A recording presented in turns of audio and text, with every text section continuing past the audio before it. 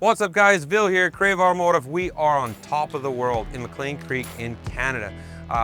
We have a really special truck behind me here. This truck came all the way up from Utah, and Steve said, hey, I love this truck, but I want something just a little bit different. So let's check out what was on the truck before and then what we've done to it. Starting with the base build, we have a full suite of CBI armor. Front bumper, skid plates, sliders. It's got a ton of Baja lights on here, and they look pretty awesome in here. It's our favorite brand. And it also came with King suspension, Dobinson rear leafs, as well as a Summit Expedition truck's tray and canopy. This truck is used for hunting, and so the tray and canopy setup is no overland, just basically set up for hunting purposes, and everything that Steve needs for that, with an ARB compressor built in, a bunch of shelving for all the gear and so forth. On the roof, there's a Sherpa roof rack, a basket for all the gear, some crazy KC lights on there, and a Switch Pro unit under the hood. So let's look at what we've done on this build. We put a set of 74 weld portal axles on this truck to fit these Yokohama MTG003 tires on there.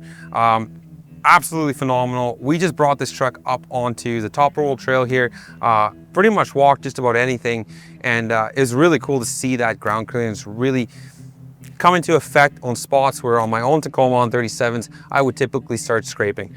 On the wheel setup, we have a Method 703 beadlock wheel. Great wheel for this kind of application. We did have to go to a positive offset wheel to basically keep those tires inside the wheel wells a little bit better.